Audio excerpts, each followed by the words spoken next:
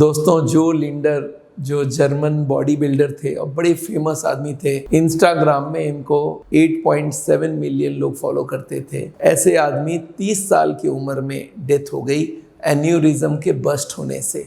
तो संग संग क्वेश्चन आता है कि एन्यूरिज्म कौन सी चीज़ है कि सडनली बस्ट हो जाए और डेथ हो जाए। इसके लिए मैं आज आपकी वीडियो बना रहा हूँ। जो लिंडर की जो डेथ हुई है वो सडनली हुई है, क्योंकि उनकी जो हार्ट से जो ट्यूब्स निकलती है पूरे बॉडी को जाती है। आपको मालूम है हार्ट से एक ही ट्यूब निकलता है जिसका नाम है एओर्टा। ये निकलने के बाद ये पूरे बॉडी को ब्रांच देता रहता है। जब यहाँ से निकलते ही पहले इस हाथ को ब्रांच दिया, एक ब्रेन को दिया, इस हाथ को दिया। उससे पहले हार्ट अपने लिए भी 3 ट्यूब लेता है और उसके बाद वो ट्यूब यू टर्न लेती है छाती में, पेट में। अभी जो नेक में जहाँ टर्न लगता है वहाँ पे उनकी कोई स्वेलिंग आ गई थी। आपको मालूम है इसका कारण क्या क्या हो सकता है, मैं आगे बताऊं। जो लिंडर की जो ये हुई है, ये माना जाता है वो कुछ टेस्टोस्टेरोन भी लेते थे और उनके मसल्स की जो ग्रोथ, आप देखें मसल्स जब बाहर निकलती है तो अंदर भी उतने ही ग्रो करेगा। तो जो आर्टरीज है जो पूरे बॉडी को सप्लाई करती है उसके ऊपर प्रेशर पड़ता रहा होगा और एक तरफ प्रेशर पड़ता है तो उसका प्रेशर दूसरे जगह जाती है और उससे वो आर्टरीज के अंदर स्वेलिंग होने लगी।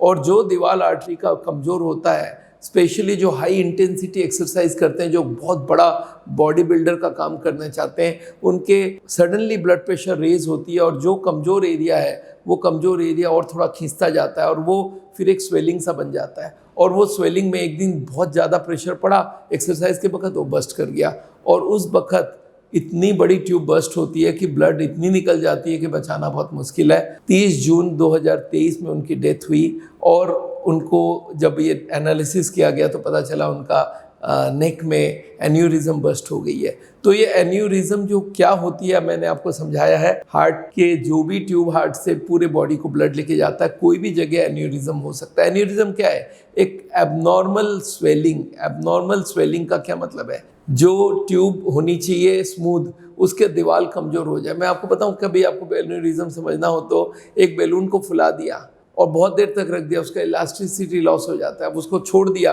वो वापस जो सिकुड़ जाती है उसमें थोड़ा थोड़ा एक एक एरिया में स्वेलिंग ज़्यादा हो जाती है। तो वो यही हुआ है कि भाई उनकी वो एरिया कमज़ोर पड़ गया और वो कमज़ोर धीरे धीरे बढ़ता गया और बढ़ते बढ़ते एक दिन वो बस्ट करके चला गया। तो ये बहुत रेयर केस होता है एन्यूरिज्म बस्टिंग, बट फिर भी हुआ तो है और इतने कम उम्र के लोगों को। तो इसलिए मैं आपको एक तो एडवाइस दूंगा, बहुत हेवी एक्सरसाइज करना बंद कर दे। बॉडी बिल्डिंग करना तो ठीक है, पर वो एक पर्टिकुलर लोगों के लिए होना चाहिए। सबको उतनी अच्छी मसल्स बनाना कोई ज़रूरी नहीं है, क्योंकि मसल्स बनाने के लिए बहुत हाई इंटेंसिटी एक्सरसाइज करना होता है और वो एक एक एरिया को इतनी प्रेशर डालती है कि हो सकता है। और ड्यूरिंग हाई इंटेंसिटी एक्सरसाइज हमारा बीपी भी बहुत बढ़ता है और जो भी ट्यूब का कमज़ोर एरिया वो बढ़ जाती है और उससे बस्ट कर जाती है। This has no symptoms. इसमें सिम्टम एक ही हुआ है, इनको पेन हुई थी और उसके बाद वो बस्ट कर गया। और वहाँ पे जब बस्ट होती है तो ब्लड क्लॉट नहीं बना पाया और वो पूरा लेके वो बस्ट कर गया। अगर ब्रेन में बस्ट करता तो हेमरेज होता और यहाँ पे नेक में बस्ट किया तो ब्लीडिंग होकर आदमी मारा गया है। ये एब्डोमेन में भी होता है। ये यूजुअली एओर्टा के अंदर एन्यूरिज्म होती है। एओर्टा होती है बॉडी की सबसे बड़ी ट्यूब। हार्ट के अंदर भी एन्यूरिज्म होती है, पर वो तब होती है जब हार्ट का एक हिस्सा डेड हो जाए और वो स्वेलिंग करने लग जाए। तो क्या क्या एन्यूरिज्म का कॉज है? एक तो स्ट्रेचिंग ऑफ द मसल सबसे ज़्यादा कारण है और इससे क्या होता है, एक एक साथ करके बहुत ज़्यादा स्ट्रेचिंग हो तो वो एरिया कमज़ोर होने लग जाता है। ये एक मेजर कारण है एन्यूरिज्म बनने का। दूसरा कारण है कि टेस्टोस्टेरोन लेने से भी ये हो सकता है। कोई कभी सडनली चोट लग जाए तो वो एरिया डैमेज हो जाए, उससे भी हो सकता है। रिपीटेड कॉन्ट्रैक्शन और प्रेशर बिल्डिंग की वजह से एक एन्यूरिज्म हो सकता है। इरेगुलर वॉकिंग पैटर्न हो, इरेगुलर एकदम क्रैम्प हो, मसल स्टीफनेस हो, इससे भी ये रिपल मसल डिजीज बोलते हैं, ये बीमारी हो सकती है जिससे मसल्स मोटे हो जाते हैं और उसको एन्यूरिज्म बना सकते हैं उसके बाद में ही वो। दोस्तों, ये एन्यूरिज्म के बारे में मैंने आपको थोड़ी बहुत बताई है।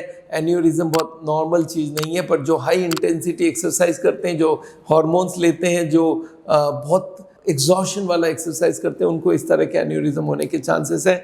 तो ये सब अवॉइड करने की कोशिश करिए। मेरा नाम डॉक्टर विमल छाजड़ है। आपको मालूम है हार्ट का ट्रीटमेंट करते हैं हम बिना बाईपास, बिना एंजियोप्लास्टी, बाय लाइफस्टाइल चेंज, खान पीन। हमारे ज़ीरो ऑयल कुकिंग की वीडियोस जरूर देखिए आप, और हमारी जो योगा फॉर हार्ट है उसको देखिए। और अगर आप हमसे कभी मिलना चाहते हैं तो हमारी वेबसाइट में जाके आप ऑनलाइन कंसल्टेशन का टाइम भी ले सकते हैं। Thank you.